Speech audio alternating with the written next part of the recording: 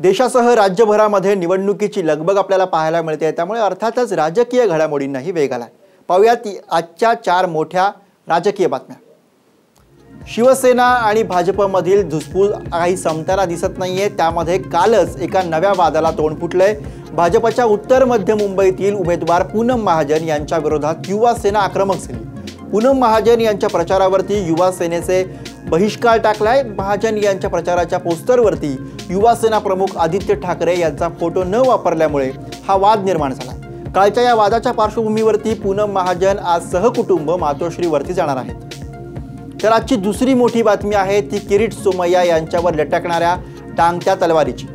भाजपचे ईशान्य मुंबईचे खासदार किरीट सोमय्या यांच्या उमेदवारीचा पेच हा अद्यापही कायम आहे। शिवसेनेच्या विरोधामुळे सोमय्यांची उमेदवारी ही अजूनही लटकली आहे। अशातच काल किरीट सोमय्या मुख्यमंत्र्यांच्या वर्षा बंगल्यावरती पोहोचले। रात्री उशिरापर्यंत ही बैठक झाली। त्यानंतर आज तरी या वादावरती तोडगा निघेल अशी शक्यता वर्तवली जाते। आजची तिसरी मोठी बातमी आहे ती पुण्यामधून। पुण्यातील काँग्रेसच्या उमेदवाराचं नाव अद्यापही जाहीर झालेलं नाहीये। मात्र आज काँग्रेस आपल्या प्रचाराचा शुभारंभ करणार आहे। ग्रामदैवत कसबा गणपतीचं दर्शन घेतल्यानंतर प्रचाराची पदयात्रा निघेल। त्यामुळे आधी प्रचार आणि नंतर उमेदवार असा अजब फंडा काँग्रेसने वापरल्याचं पाहायला मिळतंय। आजची चौथी मोठी बातमी आहे ती साताऱ्यातल्या 2 राजांची।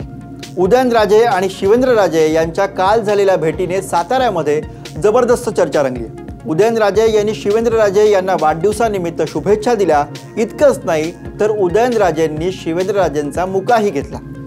उदयनराजेंनी दिलेल्या या अनोख्या शुभेच्छा सध्या साताऱ्यामध्ये जोरदार चर्चेत आहेत।